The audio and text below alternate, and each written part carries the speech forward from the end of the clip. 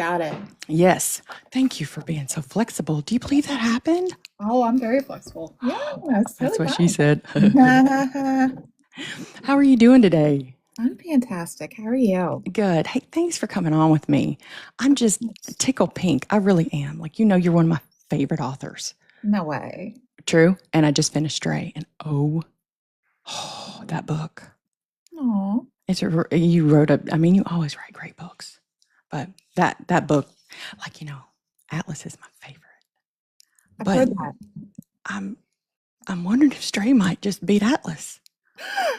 That's where I'm at. I won't tell him. Okay. All right. Well, we'll go ahead and get started. Again, thanks for everyone that kind of got over here from the other one. So I appreciate it. Thanks to my team who helped me kind of brainstorm this. They're on a Discord group over here. And tonight, a guest star is going to be my cat if he wakes up, because he's going through something, and he likes to cry a lot. So my bad. Okay. So tonight we have on DJ Krimmer on PS with Precious, who is the queen of banter. I agree with that 100%. International best-selling author. She's known for her sharp-witted characters and romance stories packed with imperfect alpha holes and sassy heroines. Off the page, she proudly calls herself purposely awkward, accidentally funny, and somehow managed to be both with humor and heart. We'll chat about her author journey, her unforgettable characters, and what's coming next. So everyone, help me welcome Miss DJ Krimmer to the house. Whoop. Hi. DJ, I like to start with, tell me about the day you were born. I'm just kidding. That's not I right. remember it well. It was a Saturday. Mine was Thursday. Yeah, I remember it great. My first question is always, did you know what you wanted to be when you grew up? Yes, You did. I did, hands down. It is not what I ended up being. Okay. Over the years, I have been many, many, many things before I got to circle back around to this.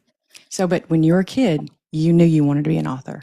I wanted to tell stories. You want to tell stories. Like how old? Do you remember? Oh, I was 9, 10 years old, writing little stories, finishing different TV shows or cartoons, writing the different episodes for it because I was like, I didn't like how this one ended. And I was like, I can write it myself. Somebody else wrote it. So, yeah, I've been doing it a very, very long time. I almost outed my age. A very long time. Did your parents know and like encourage it, or did you like hide that part of your life? I won't say that they encouraged it. They definitely encouraged the writing aspect, because anything was better than, sitting around not doing anything. Yeah. Type deal. They kind of looked at it as an educational thing, but I am the only creative in my family anymore. It was me and my sister, but I'm the only creative left. So a lot of my family is very literal, medical field, business, that type of thing. Yeah. So yeah, it wasn't something that people were like, "Oh yeah, that's amazing. You should go and do that." Yeah. Well, I mean, even my kids, they're into arts, and music, and, they want to have a career. And I'm like, it's a hard life. I mean, they could do it, but it's just, it's a little bit harder than a normal career, It is. You mentioned your sister, and we don't have to talk about it. But I do want to know, did she also write? She did. She did. She did. I don't mind talking about her for a minute. Okay. Her name was Leslie. She was my other half. I miss her every single day of my life. But yeah, I always joke that she was my first alpha reader. She was my first editor, my first critic. Everything I ever wrote went to her up until Hell's Inc. So there are a couple books. One is called Closing the Distance. It'll actually be re-released in the coming years. It was her last book that she read. It was my very first book I published, but the last book she read of mine. Wow. And so the very first book you published, so is it called Taking It Off? What do you guys like? Is it still out there? Did you take it down? It's out of print. Got It's it. out Out of of print. print. That's what it's called. Okay. Yeah, yeah. Oh, that's kind of special, huh? Mm-hmm. Yeah. Mm-hmm. Okay. So you already got the first three. It sounds like maybe your sister may have had a big impact on you. One of my questions was, did anyone shape who you are when you were younger? Like someone you looked up to? Was Oh there anyone like yeah. that in your life? Well, if she was still here, she would roll her eyes because she'd be like, "Well, you're the big sister, so you're supposed to." I looked up to you, but uh, I think she and we leaned on each other. We were very poor growing up, very, very poor. So we didn't have a whole lot. I often tell people like, I didn't have a backyard until I was 18. Wow. I didn't have a yard until I was 18. Mhm. So, it was us in a house with, one TV, if that, and our imaginations. Yeah. And we made it work. We told each other stories, and we used to draw. We used to do comic books, and we learned how to bake. We opened up our own little bakery that did really well, cake decorating.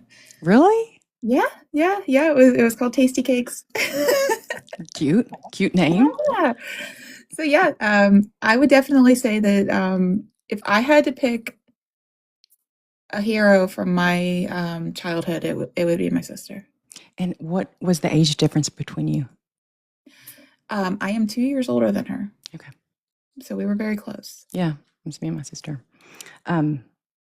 Okay, so you grew up kind of, when you say poor, you have I any was very jobs? poor. Yeah. You have any jobs, when you were younger, and what were they? You Oh, did yeah. the tasty cakes. Yeah, so I did Tasty Cakes. Mhm. What else did I do? Let's see. Here, I can age myself for this. I worked at Blockbuster Video. Shut your face. I did.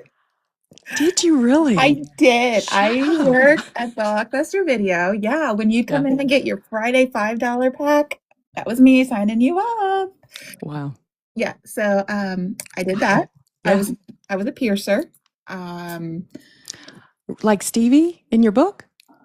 yeah, and I also worked at the dreaded Piercing Pagoda, where they had there's those little kiosks in the malls where they That would you do the little girl's ears? Yes. I actually got Oh. fired because I wouldn't do a baby's ears. Well, I mean, I couldn't do oh. it. I couldn't do it. Well, yeah, because it just hurts them. They don't understand. No, Why is mama doing this couldn't. to I them? couldn't do them. I couldn't do it. I was like, Mm. no, not my life. Um, Oh. I was a cosmetology student, and then I graduated. So I did hair, and I was a I was a waxer. Like, Yes. okay. Yeah. All right. Yep. Yeah. Wow. I could have an hour of questions just about that, but you know what? No one here needs to know those questions. So Oh, you don't want to know those questions. I can guarantee you the chat's going, yeah, we do, but don't. Let me tell you, you don't. Wow.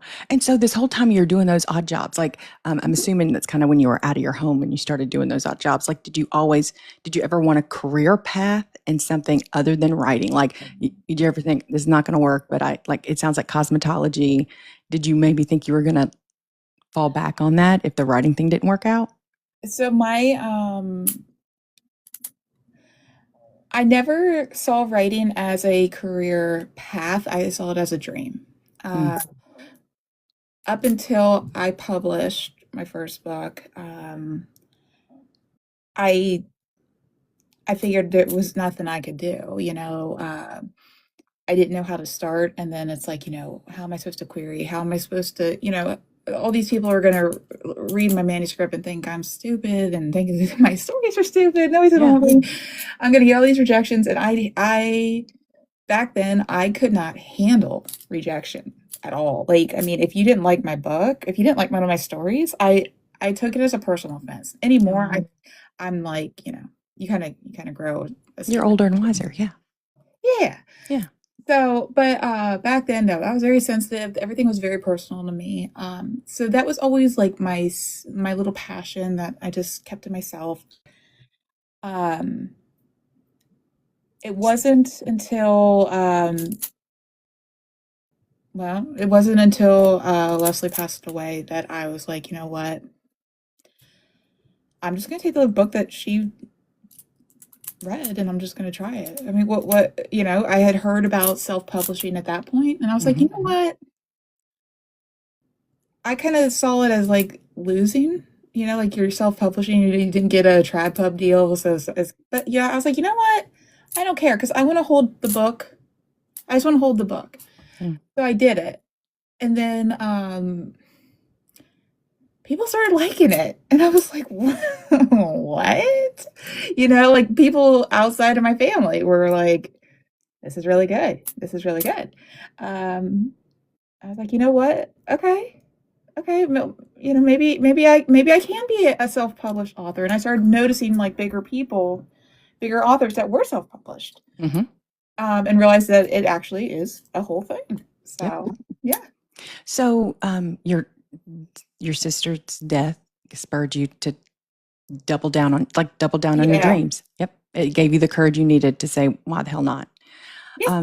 The self-publishing part, how did you have any hiccups with that, or was it? Oh my God. Yeah. Yeah. Yeah, that's a sweet word for it. Oh, yeah.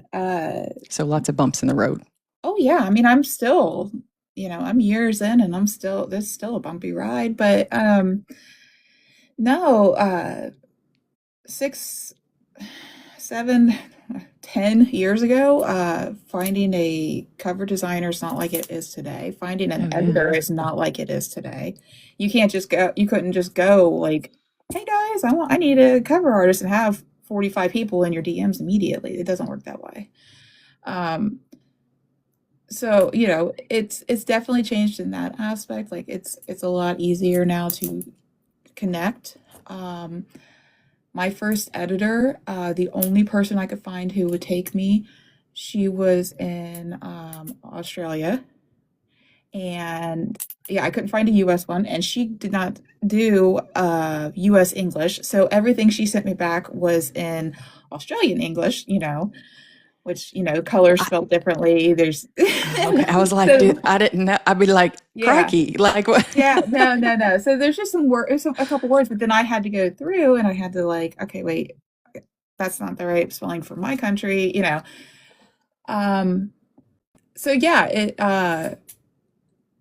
it took a bit, but I wouldn't change it.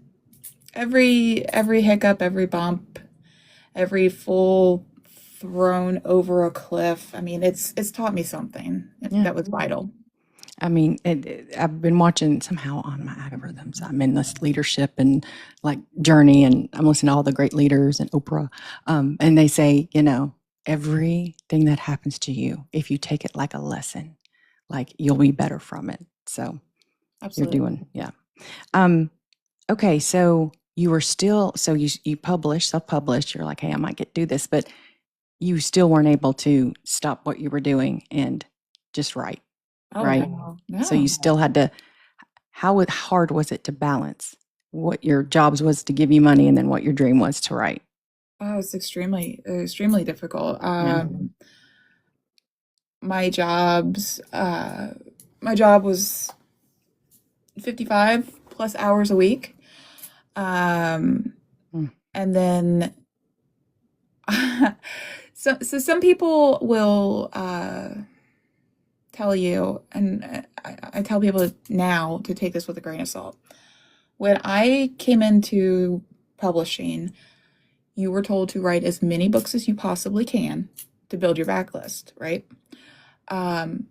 You needed to average at least 5 published books a year. Now, and if you couldn't do that, you were not going to be relevant. Wow. Those are the words that were told to me and instilled in me. Which is why people are like, you write so many books, and I understand. Yeah, there's a reason for that. It's not healthy. I don't recommend it. Okay. Yeah. You can do 1 book a year, 1 book every other year.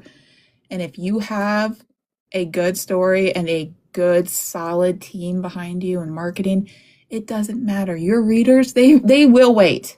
They may say, I can't wait. They'll wait. Yeah.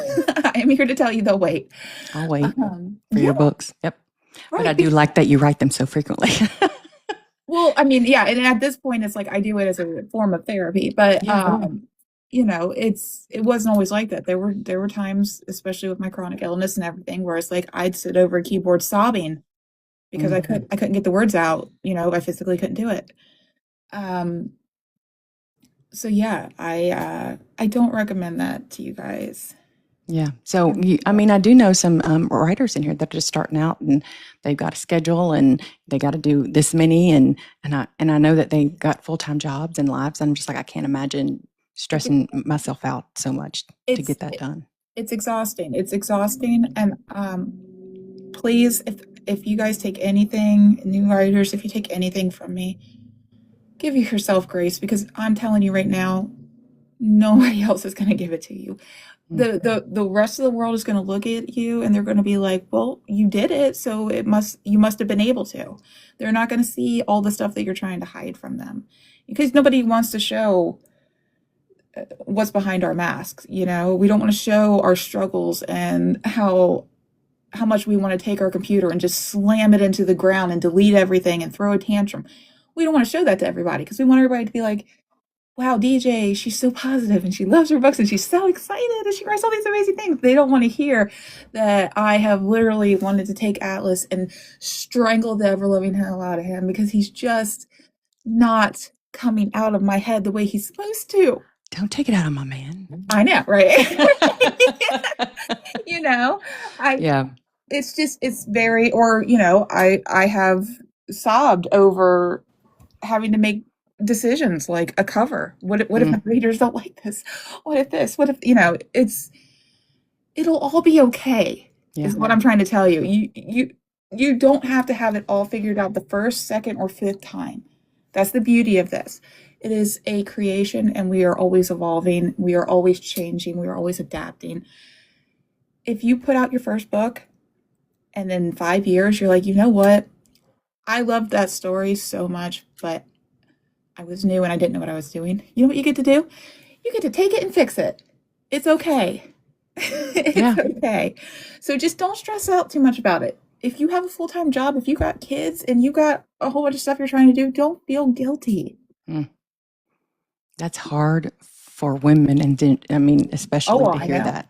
Yeah, I'm saying it, but I feel guilt every freaking day. I'm just telling you, don't be like DJ. Well, I mean, right, like DJ, but yes, don't doubt yourself. No, you don't got be this. so hard. Yeah, You got this. Now we're not talking about me because I will never ever write. We're talking about just to let you know, we're talking people in the chat and people watching right now. Okay, so let's talk about Fox. I have 1,000 questions because this is a Hell's Ink series that got me to fall in love with your writing. Mm-hmm. When you wrote this book, did you know it was going to be a series? And what led you to go, I'm going to publish this book and I'm going to keep going? And then, okay, so I'll stop there. So talk to me about Fox and how that happened and what you were thinking and what did you see? What did you think was going to happen? And then compared to what happened? So, I had just published Closing the Distance, and it had done okay for a book that had no marketing in my head. Like, I had never done anything. It had sold, 50 copies or something. And I was like, well, this is really awesome. Yeah. So I was like, you know what? Maybe I could do something. So I'm sure other writers in here know about anthologies. If you don't know, it's where a bunch of writers will get together and they'll write a short story, and they all kind of like get bundled together, and you get like a bigger book. Oh, I think I heard about this. Michelle Rose did something about. Yep. Yeah. So I was like, you know what? Sure, I could write a short story. Let's do that. I randomly got assigned. They were all called something me. So like tempt me, fight me, whatever. Mine was tattoo me. And I was like, I like tattoos. I was like, okay, how can I figure this out? And at first it was going to be like a motorcycle thing. He's covered in tattoos and stuff. And I was like, but I don't like motorcycle. I don't write motorcycle romances. I don't really know anything about them. I was like, but I do know about tattoo shops. So maybe I can do something with that. So the tattoo shop and Hell's Ink and everything was supposed to be a 30 to 50,000 word book. Nothing else. I sent this to somebody who was a really big book talker at the time, who was super sweet, and she was like, you know what, I'll read it for you, and I was like, that would be awesome. She read it, and she's like, what are the chances that you can pull out of this anthology? I was like, well, I'm going to lose my pay. And I was like, which is a couple $100, which is a lot of money to me. I was like, but why? Do you think it's bad? And she said, I think you need to make it twice as big and you need to publish it. She's like, if you don't do it, you're going to make the biggest mistake of your life. Wow. So I owe all of this to that moment. Yeah. Which is why she's actually, Stevie is based off of her. Really? Yes. That's all. Yeah. Does she know that? She does. Oh, She does. how cool. But yeah, so but she's the one that told me that I needed to write this as a full book. As I'm writing it, I fell in love with Atlas and Derek. We did too. Right. I fell in love with those two, and I'm like, why does it have to just be one book? What if all these guys probably have these awesome stories?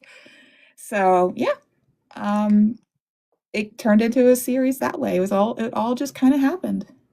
So, you said you fell in love with, Atlas and Derek, and but let's talk about the females in this book. Absolutely, let's talk about them. So, Janie, the very first book with Fox is Fox and Janie. Janie has tremors. Essential tremors, yep. Yeah, essential tremors, and that the book, that's a part of it. In my opinion, a large part of it. Her trying to literally trust someone with this aspect of herself that she just doesn't love. She just. So, did you, when you wrote that short one, was that in there? When did you decide to do that in that book? I did write that in there. All of my stories from the get-go have always had some form of representation in it. It's something that was always important to me, to make sure that everybody got to have their princess moment. So I always made sure that there was representation in it. And I've read other books that have the female, but yours it's a vital part of the story. Each one, and each one's you got Fox, and then Atlas, and then Derek, and then Ash, and then Stevie, and each one of the females have something different, and sometimes the males, some health issue. So for me, when I read it, I had read it before, but it was such an essential part of your story, the story and the character story. And then it was essential on the other person, like how they reacted to it and how did they deal with it. And I don't think that's ever been kind of, for me, for what I've read, explored in other books. And that's why I knew you were very special when I started reading. And it's like, if you guys haven't read DJ Krimmer book, I mean, I don't know what she does, but she sprinkles crack in it. She writes the characters and the story to where it don't matter what they're doing. It don't matter if they're tattooing. It don't matter if they're playing footsies. It doesn't matter. Like, you're in love with them, and you're one. I mean, you're following the story from beginning to end. Like, and I know that you probably don't want to be compared, but to me, those are the bigger books out there that I know, the big names. Like, that's what attracts me to those books, and I see it in all your books. And for freaking flipping one of them. So, okay. Now, you have also been pretty open and honest with your readers and followers about some health issues you have. These books and that revelation, have you heard from any readers or followers that have they shared anything with you about how these books impact them? Yeah, I do have a lot of them reach out to me and tell me how, it has impacted them and how they appreciate being seen, being heard, which has always been my thing. I always want people to feel seen. Oh, hang on. Yeah, you are not talking. Where did you go? I'm so sorry. Just one second. With all the flustered, I forgot to put my phone on Do Not Disturb. So that was a little blip. I'm sure I paused. Are you there, DJ? Yes, I am. Okay. Sorry about that. But now it's on Do Not Disturb. So continue. I'm so sorry. Oh, no, you're fine. But yeah, no, I just wanted everybody to feel seen. And I I get a lot of messages from a lot of people who thank me for writing about a certain, disability or panic disorders or, just trauma in general. And never stop sending those messages to me. I see every single one of them and I love every one of them. And one day, I promise, everybody will have their message back from me. Now, Sometimes. DJ, there ain't no way you can do that. Don't even feel like you have to. We Well, know no, when I send stuff to authors, I don't expect anything in return because you guys are so busy. I'd rather you be writing my next atlas than replying to me. Well, it's just, again, my thing is always, I do see you. You are always seen by me, and I appreciate and love all of your words. Sometimes those words affect me more than you guys know.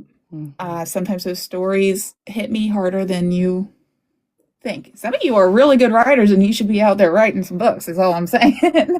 Because you got me over here crying, and I don't cry very easily. But yes, I adore getting those messages from people. I get weirdly enough, and I don't want to say weirdly, but just it took me by surprise. I get a lot of men. That surprises me too. Right. I get a lot of men who are like, I don't want this to come off as weird because I know it's a guy in a romance industry. But they're like, thank you for writing that we don't always, we don't always have it together, or, showing a male who's having a panic attack, Yeah. Ash and Atlas are my top reads for men because it shows men who have been in a domestic violence situation, who have had a panic disorder, who have come from, abusive homes and how they have to deal with it. And hearing that means so much to me because, again, I want everybody to feel seen. So yeah, I absolutely love it. It's my favorite part of this. Is it therapeutic for you to write these stories? At the end, yes. Okay. So you know how like they have those massages where like they'll dig into you, and at the end of it, sometimes you might like vomit or pass out. Like it's just so, what are they called? Siachi or something like that. I've never had one though, thank God. No, So- I haven't either, but I'm obsessed with YouTube ASMR role playing videos. That's how I go to sleep. A lot of people do that. Yeah. Yeah. And there are these role playing videos, and sometimes they'll do like these massages and stuff. And I had learned about, deep tissue, but they'll get like deep into your freaking soul. And these people will like have these emotional reactions to it. They'll start crying and stuff because, your body holds trauma. Like it will hold it into the muscle. And when I'm writing, once it's over and it's out there, and if you hear a noise like a whoosh, whoosh, whoosh, that is my dog wanting to be moved. I don't hear it. It's all I hear. Oh my gosh. So if my cat starts meowing, we're just going to be two peas in a pod here. Benny is absolutely the star of everyone's show, and he has to be acknowledged. But yeah, it is so therapeutic for me afterwards. I hate the pain of writing because it brings up so much. I put a lot into it, either a lot of myself, a lot of my personal past. I interview every representation has real people behind it that I've interviewed, real stories behind it that I've I've absorbed. Mm. And it's a lot to handle. So, it does take its emotional toll, but Yeah. afterwards, yeah, I feel like I can breathe a little bit better. I feel like I've, done something good. And you have recently announced some more creative endeavors over the last year or 6 months to a year. Woof. Yeah. So tell me, like, you love writing, it was your dream, and now you're starting to branch out to do just different. Like, first of all, I think you want to start your own Hell's Inks club, which I'll be honest, I'm all about. I mean, So, yeah, the I am a apprentice. That sounds weird, but no, yeah. I've read your books. It doesn't sound weird. I know what that means. I know, but yeah, it's something I never thought I would do, Yeah, because you can't tattoo a straight line with a shaky hand. yeah. That's me. I have tremors due to my chronic illness. But I have found a very sweet, talented artist who has taught me how to work around it. Um, and yeah, we are my lines. Oh, you are going to want to wait to get a DJ tattoo because let me tell you, that line work. Huh. Well, Janie, this happened to her, and then Fox got her little iPad Yep, which to I help. do. Mhm. That's something else I do. I do art commissions now. I have several artists that I have worked with and I am working with. I got some bigger names that I'm working with. So yeah, which is amazing to me because I've always drawn. That's always been Mm. my thing. I was like, well, if I can't tattoo, I'll just keep drawing. Um, so for people to pay for they're like, yeah, we want you to draw my characters. I'm like, oh my gosh, me? You don't know what that means to me? So yeah. So, when you get your apprenticeship done, Uh-huh. like when we go to book cons, are we going to wait in your line to sign a book? Or you're like, you know what, guys, just turn around. I'll tattoo it on you. Oh my god. That'd be kind of cool. I mean, I don't do tattoos, so I would not be in that line. I would be in the signature line, but I know all my friends do. Oh yeah. Tattoo right there. Yeah, I mean, it might be a little bit. This apprenticeship is actually a quite a lengthy process. I don't know how long it usually, like, are we talking a year, 2 years? So if you can go full time, it's usually about 2 years. I cannot go full time. The heck? Yeah, I know. Wow. I'm gonna be an old lady. It's all right. Yeah. That's all right. What is it? I mean, people change careers when they're 60, so you got plenty of years to that, DJ. Okay, so we've what's something that you look back on that you're proud of? Um, taking a chance on myself. Hmm. Um, I am not somebody. I am somebody who works. I work all day, every day, and I provide for everyone and everything around me. That's just what I do. Um, I am the last person to go get my hair done. I'm the last person to go get my nails done. I'm the last person to do anything for me because I'm like, well, I could do, if I do that, that's going to take up time and I could be doing this, which would help somebody else. That's just Hmm. always been the way I am. And I'm not saying like, I'm just so much better in giving. It's just, A lot of that's not women what do I'm, that. yeah, it's Yeah. not what I'm saying. It's just the way that it's always been. I was the eldest sister. I was the firstborn. It's just the way that I grew up. Yeah. So when you grow up that way, you also grow up with this enormous amount of like imposter syndrome where, you're like, I'm not, this is all I'm good for is to provide, to protect, to give, not to create or do anything for myself because that would be looked at as selfish. Um, Mm. so taking the chance and allowing myself that moment to be quote unquote selfish, despite the sickening feeling it gave me for so long, and sometimes still does, is probably one of the most proud moments of my life. Because if I hadn't done it, I wouldn't be here. Yeah. I have this amazing world and these amazing people, and people I hate calling them fans. Like, That's what we are. I I don't know why people have a problem with that word. I'm a huge fan of yours and a supporter, whatever you want to call me, but like, I like your work. right, but like people, it's like me.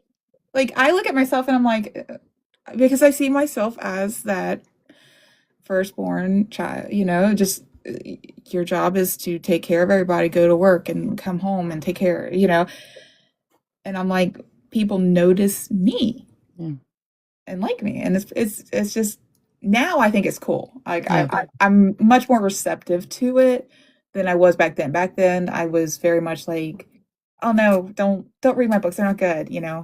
Actually, Joe Arden is the one who so sweetly grabbed me by my cheeks and said, you are not allowed to tell people how they're supposed to feel. You are insulting them when you do that. So him telling me that is what gave me the permission to receive the compliments that I needed to. Well, that's on my list here. Talking about your collaboration, your recent collaboration with Joe Arden, I wanted to ask, it seems like tell me about your experience with him. You have a book. He's a voice actor. He performed it. How did it go from that to you co-authored a book that is my favorite book I think I've ever read? How did that happen? My God, could you? I don't know. So, like, no, in all honesty, it is not as like amazing and romantic as people think. Like, where like this magical like stars align moment happened. I mean, maybe it is. I don't know. I pitched an idea for a book, which I feel so bad. Anybody who knows me knows that when I'm supposed to be on a deadline, that is when my next greatest idea comes. Okay. My next best idea will come, and I will have to tell the world about it. And since I can't tell the world about it, I tell Blue Nose. So I messaged Blue Nose with this great idea, with all of these, like, the bells and whistles on this book, which is basically like an alternative universe fanfic. And they're like, this is really good. Yeah, we could do this. We could do this. And of course, I was like, I want Joe Arden to play the main character. I want Joe Arden to play the main character. Of course. And Joe's like, yeah, DJ, it's fine. It's cool, whatever. And then he's like, but I really like this idea. He's like, what if we do like a little this, a little that? And then all of a sudden it was like, what if we like collab together? And I was like, you want to write a book with me? And then he's read your other book, so yeah, he does. Right. He's like, no. I'm asking you if you want to write a book with me. like you are amazing. And so we, he and I go back and forth because we're both like trying to be overly humble and all this. But it was more so just like, I had one idea for a book. He liked that idea. And then we realized that there was a much bigger story to be told as it started getting developed. And it kind of just went into Graham. And I'm so thankful that it happened the way it did. Not just because, it opened so many doors. I got to have my first book signing in a bookstore. That was really cool. The book was on Times Square. Really freaking cool. That was really cool. Yeah, that was so cool. That was neat. Yeah. I still tell people, I'm like, you can't talk to me. Have you seen my billboard? You can't talk shit about me. I was on Times Square. Right.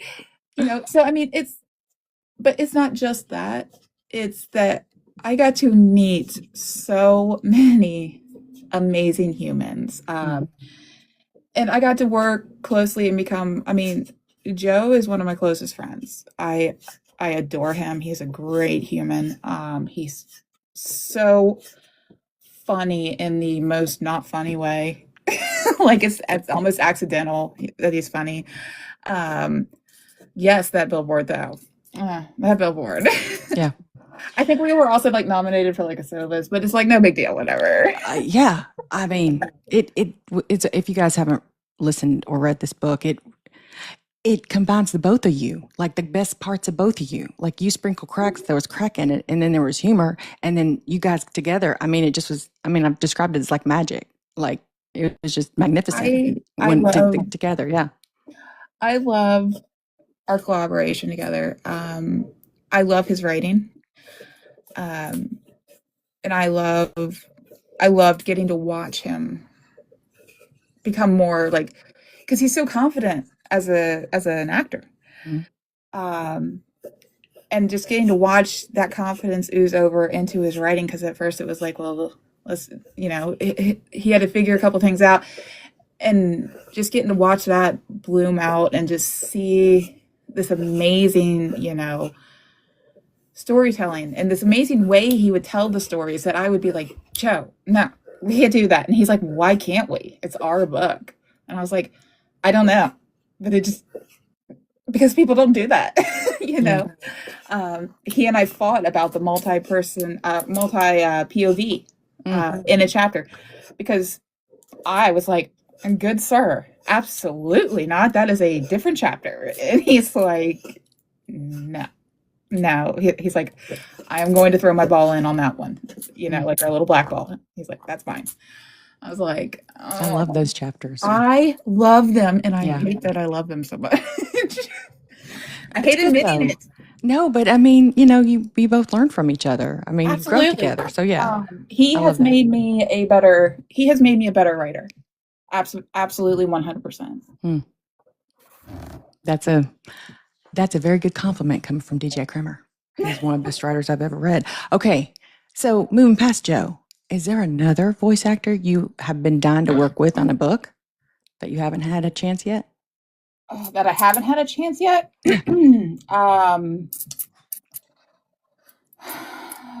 Male-wise, either. Yeah, so male-wise, it would be probably J.F. Harding. I love him. I know. He's great. Yeah. I adore him. Yeah. It's just such a good human. But good voice actor too. I know. Yeah. Love him. Female wise, where do I even start on this list? There's so many good ones. So my top two right now, that I have not worked with, okay? Because you've worked with some really big ones. I have worked with big ones. Some of my favorites. Yeah. But probably Savannah Thomas. Yeah. Adore her. Yeah. I love her voice. It's like if you had that late night piece of chocolate cake where you're just like alone, and like the kids aren't going to ask you for a bite, and like you're just going to eat that. That is what I think of when I hear her perform.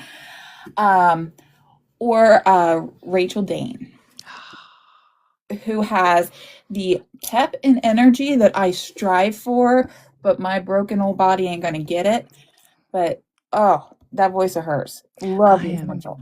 I've listened to one book from her, and she asked me to tell her what I thought, and I described her as a female Joe Harden. I said, right? I have never listened to someone that has a female that has as much range as you, and that commits. Like, you can have range, but she commits, and that from the first page to the last page, just commits. Right, and that's what's so. There are fantastic actors, there are fantastic narrators, but when there is, in my opinion, there is a difference between one who narrates and one who acts. And when you find those people, your Joe Ardens, your Sean Masters, your Savannah Thomas, Rachel Danes, Amanda Willow is another amazing one who performs. There is She's a amazing. difference. The way I write my books is written in such a way that it will be performed, if that makes sense. It does, and it's probably why I like them so dang much. Right. I like having the snarky remarks or like having them have a little bit of attitude. And when a actor can pick that up and run with it, and they're like, I know that this is what she's doing here, I'm like, that sold. Andy Eloise, another one. She played Rue. My goddess. She That did so woman. good she did so good in that book. Right. Her. And of course, Maxine, Queen. And let's not even get me started on my girl crush of June DeBorahay. Like, that woman. The woman of a million accents, let me tell you. Yeah. And I just, I adore them. I try to work with a lot of female performers. That's why I was like, females is a little bit different for me because it's like I work with so many. That it's like if I want to work with them, I'm just like, yeah, that's the one I want. That's the one I want. Yeah. But right now, Rachel Dane and Savannah Thomas, I need to collect them and put them in my little Pokemon collector's kit with all my other actors. They will think so highly of that. Like they'll be like, "That's the coolest comment I've ever got from DJ Krimmer." Yeah. I collect my performers like Pokemon cards. And one day I'm going to get JF Harding too. He's going to be in that pack. He just needs to read one book and go, "Heck yeah, I'll be in it." Yeah. Let's go. Well, first let me ask a question. Since we started late, are you cool with going over it? And if not, I totally get it. No, you're fine. Okay, because I have some more questions, but I want to go back to the cons. So was your first book event the book event that I think it was in a bookstore in Seattle, or had you gone to book events prior to that? Nope. Yeah, I went to a book event prior to that. It was in New Orleans. I was going to say, and then B&A, because I really couldn't remember which one was first. I'll be honest, like that's where my head's at. Listen, so you just started going to book cons. Yes. How are they for you? Do you enjoy them? What do you enjoy? And then what are the cons? That's a double. So I'm very much, I have very high anxiety. I have a long list of, chronic illness and anxiety disorders. So I get nervous when I'm in a con with a lot of people. I don't like being, it's not that I don't like being touched. I get nervous about being touched, A, because I'm always on high alert because of my PTSD. And second, I have to think about who that person has been in contact with, every single person they've been in contact with, because when I get sick, it's bad. So, and I have a tendency, and I know, DJ, this is your own, you bring this upon yourself. I don't like wearing a mask. I don't like wearing it because it messes up my breathing. I get sweaty and it messes up my face. With my lupus, I have a very sensitive skin, especially in my face. We have what's known as the butterfly rash. So it causes my skin to erupt, and I don't like wearing it. Yeah. So yeah, a lot of times you'll see if I'm in a con or I'm at a bookstore, you will see people around me making sure I'm okay with being touched. That being said,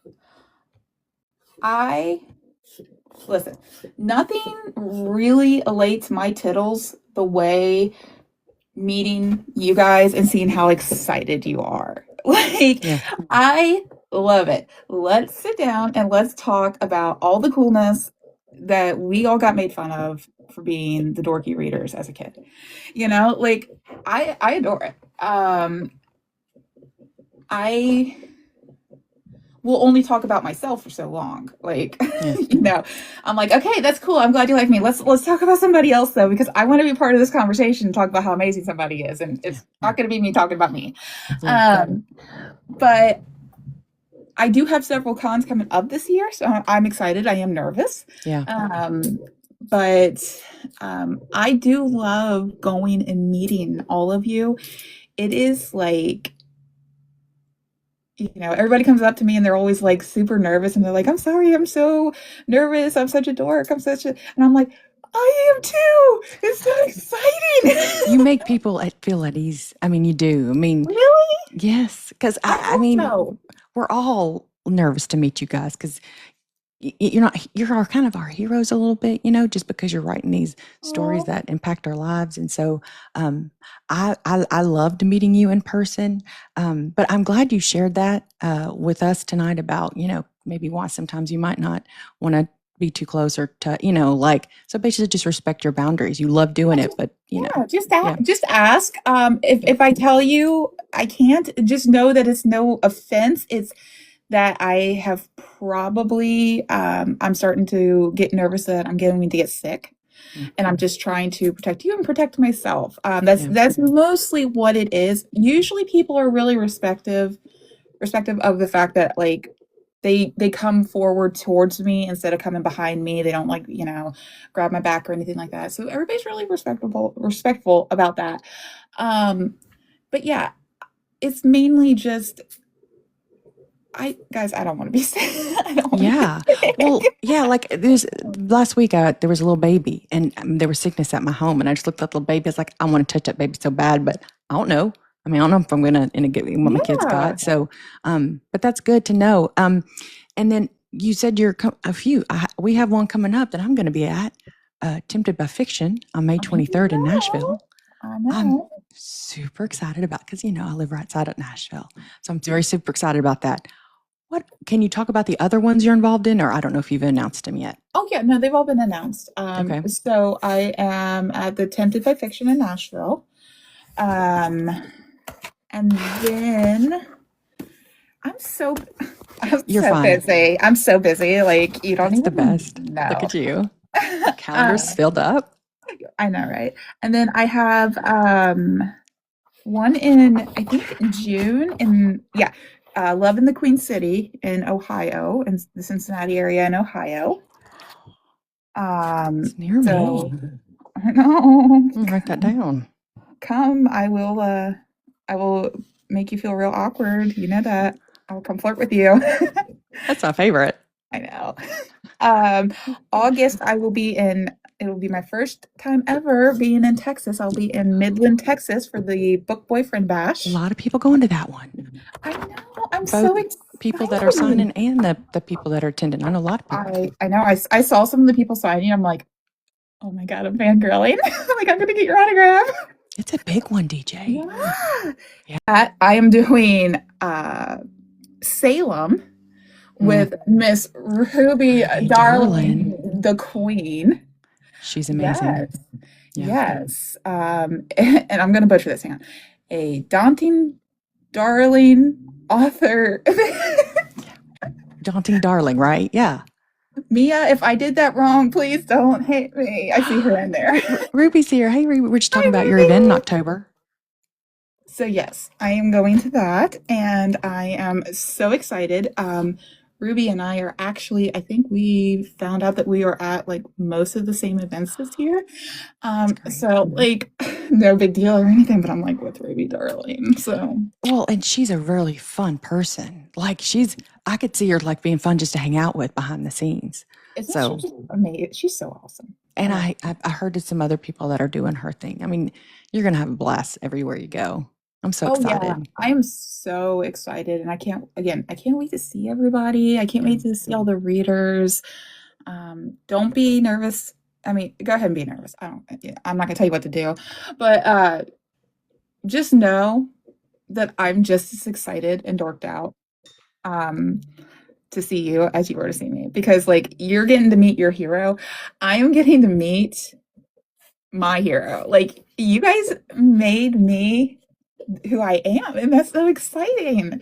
I wouldn't be here without you guys. So I get so giddy when people come up and they want my autograph. I'm like, oh my God. Well, your fans let you live out your dream. Are you just writing now, or do you still have a job? Okay. Tell me you're just writing, please. I am not. I still have my job, but here it is. I am throwing this out in the universe, you guys. May 1st, I am officially retiring from my job. Thanks Oh, to you all. yay. That makes me very happy for you. I don't know how you crank out the books you do, like you do with Happen. I don't know how. It worries me. Like, I'm like, my Oh, mom, I'm like, I don't know how you do it. Take care of yourself. I don't take care of myself. That's how I do it. Well, I'm glad. May 1st. Are you going to have a big celebration? You should have a big party on TikTok. I should. I should do should. something crazy. I should. You I should should. I should go get a tattoo. You should tattoo yourself. I should tattoo myself. You know, that's the final thing. I gotta tattoo myself. That's not true. Yeah. How you do that? Well, first, I guess you got to get a part of the body you can reach with your arms. You'd be surprised what I can reach. I can't reach. I have like T-Rex arms. I have very long arms, and I am a very flexible individual. That's what she said. I can reach anything. That's awesome. Okay, so I've asked you a lot of questions. All right. I love it. But this is how we end these PS with Precious. And I always probably say this wrong. In the 1800s, there was a guy named Proust. And it's called the Proust questionnaire. And he said, if you take this to like one of the parlor and do as a parlor game, that by the end of it, you really will know who a person is just by these questions. And the guy from the actor studio, that I say every time I go, John something, and then everyone's like, oh, it's that person. He used it. Those questions that he asked the authors at the very end, the actors at the very end, came from this questionnaire. But there's a lot more questions than just what he did. So I took some, and so I'm going to ask you these questions. And if you don't want to answer them, all you have to say is pass. Okay, here we go. What is your idea of perfect happiness?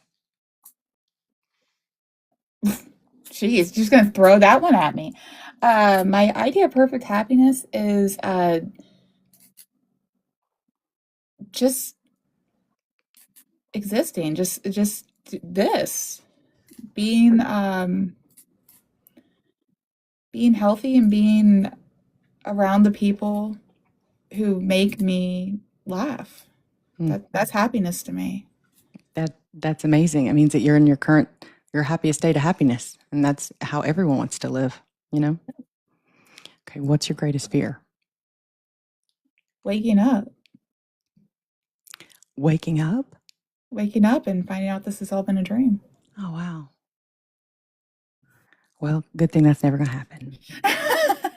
Fear out the door. I also am afraid of bees, just so you know.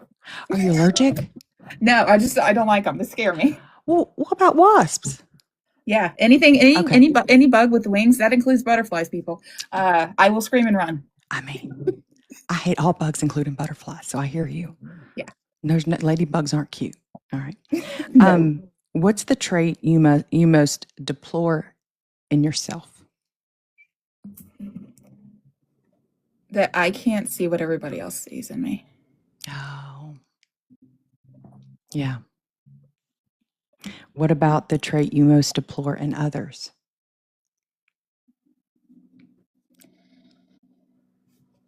That they are so quick to judge, and so they take way too long to admit that they're wrong. Yeah, me too. I hate that. What quality do you like most in a man? I might say that. I might ask the same question about a woman too. So, in a man, mm-hmm.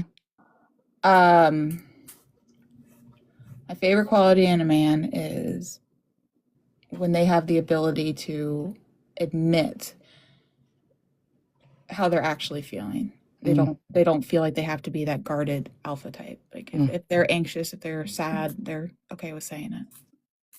A lot of your male characters are that way. Like, I know, men, take a hint. That's who we like, right? Yeah, Right. You should. What's a quality that you most like in women?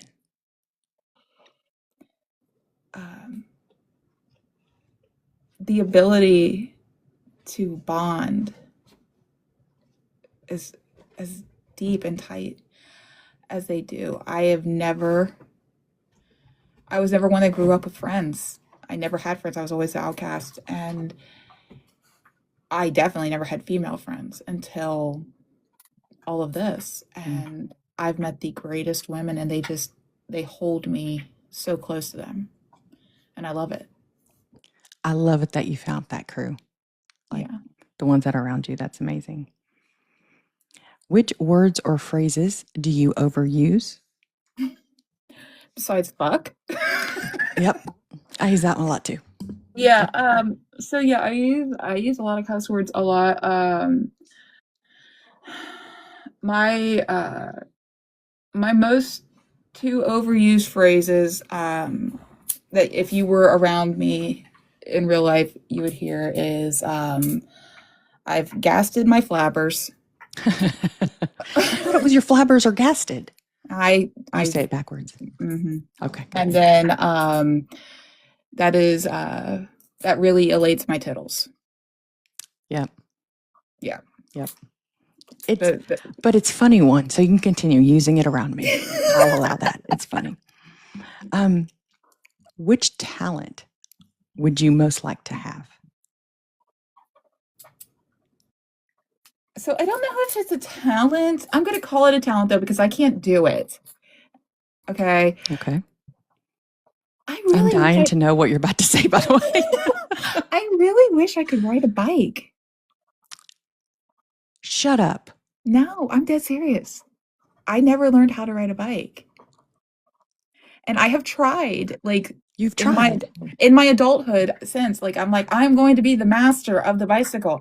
And I'm one of those people that like pedals on, pedals off, pedals on, pedals, like I freak out. Well, I mean, I know how to ride a bike, but thinking about riding it in my age, I'm like, golly, if I fall, it's like a broken hip or something. Well, yeah, now that's what I think about too. I'm like, well, I think I've passed that place. But so I was in Seattle with Joe when we went to our book signing, right? And he had to run to our car, and running to our car in Seattle is like a journey up hills and everything. And they have these like bikes, these motorized bikes and everything like that, and these bicycles that you can like rent and take to wherever you need to take them to. And I just watched him like run and jump on this thing and just forward charge, up this hill. And I just looked at that and I was like, I wish I was that talented and just that, I wish I could ride a bike. I feel like that's like I'm out of breath thinking about that. Like, I think it's okay that you don't. You just get a little Uber, okay, and you just go up that hill. You'll get there quicker. Well, see, that's what I would do. I would totally Uber it, but when you're with Joe Arden, you don't do that. He's a walker. Yeah. He'll get there later then. Right? No kidding. Just kidding. Okay, I kind of want to now teach you how to ride a bike, DJ. I know. Everybody says that they always look at me and they're like, you don't know how to ride a bike? And then I tell them the sad story. I'm like, well, when I was a kid, I didn't have anywhere. We lived in an apartment complex that was really, really bad. And all we had was a parking lot that you didn't want to be out in as a kid. And then, I was too poor. We couldn't afford a bicycle. Yeah. So, because I had a similar childhood, and what I have done is make up for it. So, like when I didn't have, now I have 13 Christmas trees in my house. Like, oh yeah. So I feel like the bike thing I can help you with this, DJ. Now we got to find a place that like has like cushions, start inside. Okay, sorry. I'm going off here. Sorry, okay, let's keep going. If you could change one thing about yourself, what would it be? I bet I know this answer. I wish I had like a better ass. Okay, I nope, I didn't know that answer. I'm just fucking with you. I knew what you were thinking. I was like, you know what? You're gonna throw them for a loop. Yeah. I almost said perky tits, but I didn't want to I think that would have been like I would have gone off camera on that one. Like. No, in all honesty, I wish that I could see myself the way that other people see me. Because I'll be honest, the way that people talk about me, and not just to me, but like, like I see what you all say sometimes when I'm not being tagged.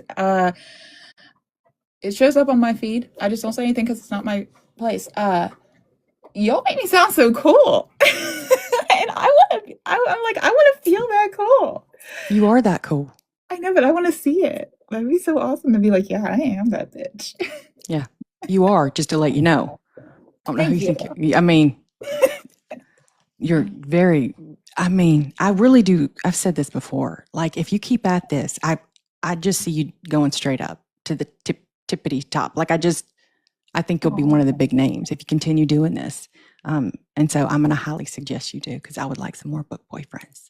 Well, if I quit my job, I'm kind of going to have to. I'm so excited. I'll celebrate with you. Let's do it live. Yes. Come on. Okay. What do you consider your greatest achievement? My greatest achievement. Well, I mean, I guess as a mother, it would be my daughter. She would be my greatest achievement. I don't really talk about her much in this world, but yeah, despite all of the all of the trauma, all of the rage that I have lived through, all of believe it or not, y'all, I'm actually a very angry person, or I was for a very long time. Like everybody was afraid of me. Despite all of that, I created this human with like a heartbeat and like a brain and like God, she has an attitude. Nobody warns you about that damn attitude. I don't care. Or I wasn't listening. Yeah. But she's got this attitude, but she's got this heart, and she's just full of love and acceptance and happiness. And she is so self-assured. My God, that girl and her confidence. That's awesome. That's what you want in your children. You want to see that, Yes. Because And you're she like, is. And I just, every time I see it in her, I feel like I did something right. I broke something that was happening from my generation to my parents, to my grandparents. I was able to break it and pulled out this little girl who loves everyone and accepts people. And she looks at her artwork. She's so artistic, and she looks at it and she is so self-assured about what she's doing. And I'm just like, thank you. Thank you. I got chills. Oh, because you broke the cycle. yeah. You're giving her things that you never had. You and your sister never had. Never had. And you should be really proud of that. I am. Good. Okay. Where would you most like to live? If you could live anywhere. Somewhere that does not have snow right now. Oh, so you don't like the snow? It is 2 degrees here, ma'am. Negative. Won't do it. Yeah. Yeah. Hard pass. Do not recommend this at all. Honestly, I always wanted to live in Ireland. Have I ever been to Ireland? No. Me either. I want to go there so bad. But I have seen pictures on the Google, and it looks it looks fantastic. It does. I feel like I would love it there. Plus, I mean, have you heard those accents? I know. And seen some of the photos over there of the guys. I know. Just saying. Nice to look at. Anyway. Ireland. Okay. What is your most treasured possession? Most treasured possession.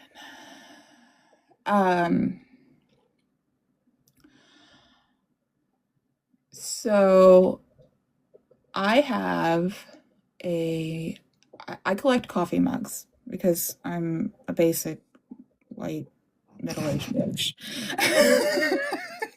And yeah, the way to my heart is if you find an intricate, weird-looking mug, I'm like, oh no. Yeah. I just see your future at these cons. I mean, you're going to need shipping containers for the people who are going to bring you the mugs. I love them. I have them in sloth form. Which is my favorite animal. Is it really? I love the three-toed sloth. It's one day I am going to hold one. I'm going to go and I'm going to have my picture, and you're just going to see me beat red-faced crying with this sloth on me. Where do they live? At the zoo. Okay. I don't know. Okay. I was wondering where they're. I think Australia. I don't know. Okay, wait. Yeah, maybe. I saw something about one of them crossing the road. I don't remember where, though. Yeah. Okay. But no, my most treasured thing is my sister, she passed away April 20th of 2016. So we're coming up on 10 years. Yeah. I was 4 months pregnant. She gave me 3 days before she passed. She gave me a exclusive, because she worked at Starbucks. She was a manager for Starbucks. An exclusive Starbucks mug that was made by Jeff Hardy, who's like a tattoo designer. And it had all of his little tattoo flash art on it.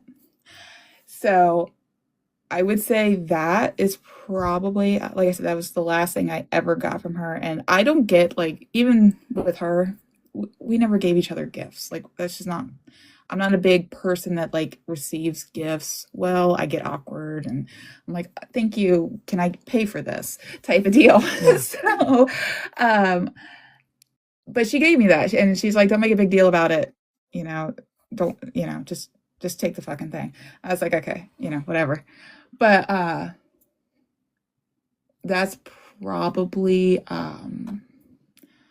I see that mug. I won't drink out of it. It's got 10 years of dust on it, but it's sitting right there with her flowers. And I look at it every day, and I love that mug.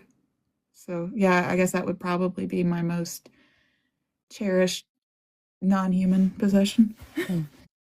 That's great.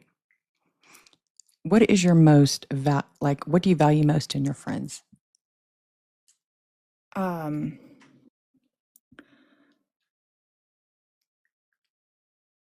Probably in my friends, probably their ability, and it's something that I'm still learning to accept, but their ability to see me drowning and to pick me up without me asking. Just full on, just like, no, we see you and we got you. Yeah. Because I never had that before. And the first time they did it, I was like, are we going to fight? Like, what's happening? Stop it. But now it's like,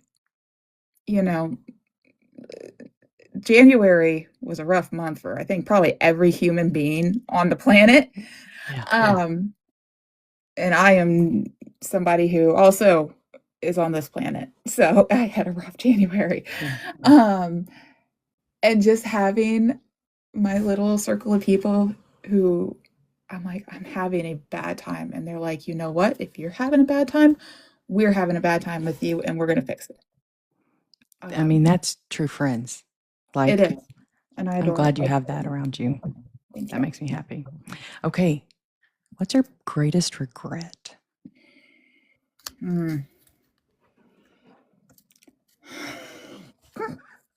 It's funny. I don't have to tell you the truth, but I'm going to say pass. Okay. I'm going, no, fuck that shit. I don't pass. Okay. See, this is what got me in trouble when I was a kid. And I don't want to get in trouble. No. Okay. So my greatest regret is a tattoo. Really? I have a tattoo on my back that I got with a girlfriend of mine. Or, well, she's not now. But oh no. I know, I just gave away the punchline. Anyway, we had only known each other maybe 3 weeks. And we just were like, we are the best friends forever rings. Like it was just, it was everything. We called each other Sissy. like, you're my sissy. No, you're my sissy. It was some dumb shit. Okay. We go to the tattoo shop and we both get the thickest and blackest infinity symbol right on our backs with sisters written. It wasn't 2 weeks. That tattoo hadn't finished healing yet. No. She had stolen thousands of dollars out of my house. No. Yes. And left. Left me with my tattoo. Oh, it's covered up. It's covered up, but you ain't. Listen. DJ. I know. That needs to go in an effing book. I mean, the way you'll hate that character. Like, I know. I was so mad. I was like, I thought we were sisters. What an asshole. I know. It's okay. Yeah, no, she showed her though. Well, I mean, we can go real morbid. She's dead now. So. Well, I don't know how to. We're not laughing at that, guys. It's just you're gonna get us both canceled. Okay.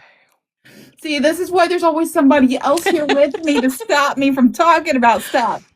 Well, I will say this. I have seen that type of relationship where it's quick and, and you're just like, it's over the top. And most of the time doesn't work out, No, it's typically called, a lot of times they'll call it like a rehab romance or something like that. It's just, or like the summer camp romance is probably more better way to like you're wanting something, you're putting something on someone that you like, just that you want that relationship, but you haven't had time to establish it. So yeah, absolutely. I've seen that. Yeah. Okay. I think I know this one, but maybe not. What's your motto?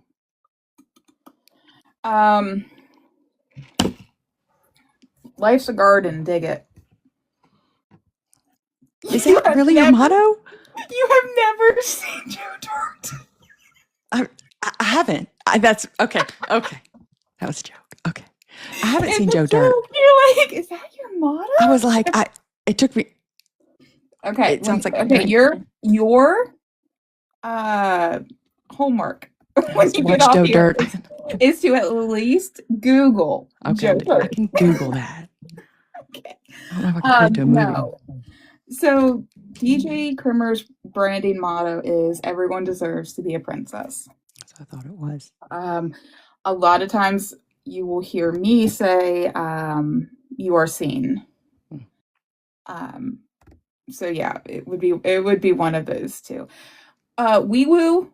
I love that so much. Wee woo. It's my favorite when I say your name. I'm like, you just make me happy. Wee woo. Wee woo. Okay, listen. It is Darte, Joe Darte, and yes, you need to go see it. I'm going to Google it after this. Yeah, God, Letty hasn't seen it. It is the dumbest movie ever. Sometimes you need that. But yeah, it's one of those things that when you're a kid and you watch it, it's like it's raunchy, so it's funny type deal. I have a final question here, but I forgot I skipped over a very important part that I really do want to ask you about because it's negativity. Like since I've known you and read your books, like I've seen you get hit in, on socials negatively. How do you handle it? Like how do you create a space that you're still creative and you love and you get joy out of it? How do you just tune out that? Or do you? I drank a lot. No. No, I mean fair. No, I don't. It's like it's like you're damned if you do sometimes and damned if you don't with these people. No. So listen, I started getting really bad negativity. And it affected me, especially last year. It affected my mental health. I was in a deep depression. I was afraid to leave my house. I was afraid for people to see me because, I was getting threats of stalkers and stuff like that. I could not handle it. Every time I got online, it was something new, and I remember sobbing. Why are they calling me these names? Why are they calling me a monster? I'm a good person, And then I realized that it's a reflection on them. Mm-hmm. Um, it has nothing really to do with me, because and the way you can tell that is if it had something to do with me, they'd still be talking. Yeah. They're talking about somebody else now. They've talked about 47,000 other people in the last 6 days. Yeah. So, how do I deal with it now? I turn it off. It's like when you don't want to watch that particular TV show, you turn on something else. It's listen, we've all heard the saying, opinions are like assholes, everyone has them, most of them stink. That's the last part I don't hear too often, but I'm glad you added Well, that to that. that's my mamaw. You call her Mamaw? Yeah, I'm Mamaw. Appalachia. We go ma'am. Yep. Mamaw and papaw. Yep. So yeah. I know a lot of people call them meemaws. I don't do that. That's a southern thing. I don't do that. Mm. But yeah, I just don't listen because my inkling is to fight back. I'm quick to snap. I listen. I grew up in a fighting household. Like that's what we did. You had to We fight would to survive when you're in right, that situation. Yeah. and so I grew up with my love language being horrible jabs at each other. Like that's just what you do. So if you want to trade punches or verbal punches, oh please let me, because I'll run circles around you. But I am not that person. I am DJ Krimmer. I am a good person, a kind person. I lead with love. I don't want my readers to think that that is okay. That I am okay with going out there and arguing and getting in the middle of this drama. Yeah. Because it doesn't matter. Let them. They do. They do. They say it. They say horrible things. I have been called the worst of the worst names, and I will continue to be. But I got a billboard and they don't. Yeah, you do. So Yeah. they can say what they want. The worst thing you can do to those types of people is just pretend like they're not there. That drives them insane because that's what they want. They want the reaction. That's why they do it. Right. Yeah. When I came back from Seattle, that was my absolute favorite. I came back from Seattle. I hadn't realized that I had been recorded. Now they had mentioned that I might be like, the people there might record. Yeah. Didn't realize, but I didn't think anything of it Mhm. until I started seeing all of the videos circling. And of course, listen, I'm not a size 2. I'm a bigger girl. I don't really give a shit. I used to be well over 600 pounds. I've lost 400 pounds. Yeah. I have a lot of skin. I'm also chronically ill. And my steroids make me gain weight and lose weight. So It is what it is. I don't care. This is the body I got, and it's the body that you all must like because it's what is used to write the books. Yeah. People started calling me Jabba the Hutt. And That's not acceptable. For 3 seconds, I was like, that hurts. And then I was looking over at my gigantic tower of books that I had to sign. And I was looking at the picture I have of the billboard. Because I printed that shit. Yeah. I would just have it on a loop on my TV. Right. Yeah. And I was like, you know what? Yeah. Okay. Yeah. Jabba the Hutt. That's fine. Yeah. Have you seen my billboard? Yeah. Yep. That's my new motto. Have you seen my billboard? I mean, when people do that, there's something wrong inside their heart. Like, absolutely, they're not, that's unacceptable. And there's something evil within them that they need to figure out and work with whatever deity that they lean to, Also, side note, I was Jabba the Hutt like 5 years ago for Halloween. I had a big old costume.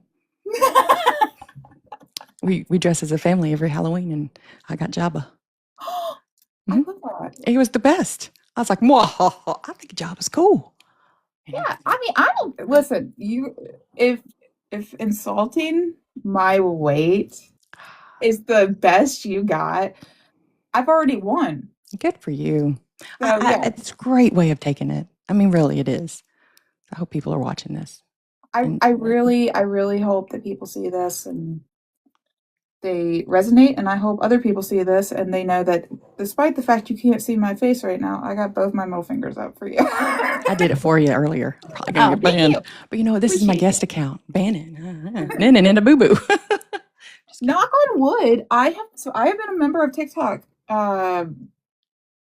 since 2019. This mouth has yet to be banned. And let me tell you something. I don't get on lives anymore, but I was a very live lady back in my day. And we all know you can't censor this mouth. I would have loved to have been a fly on the walls when you did those lives. It's probably best that most people don't know about that. Okay, DJ, my last question. Absolutely. All right. If you wrote a letter to your younger self, what would it say?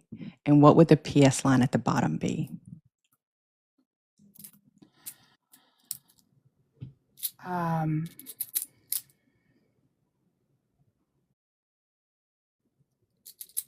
It's going to suck and it's going to be hard. But it's going to be worth it. P.S. Fuck them all and write the book.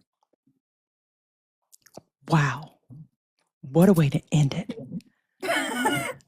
Mic drop. Boom. Bam. That's great. That was great. That any aspiring author, any aspiring anything, because people out there want to do stuff, that they've never tried. It's great advice to them. Absolutely. If you guys take anything from this, fuck them and do it. Do it. Unless it's going to do something to hurt somebody, then don't do it. Yeah. No, that's a great little addition there. But no, what's the worst can happen? You fail? Okay. Right, who cares?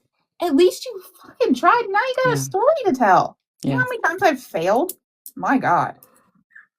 Yeah.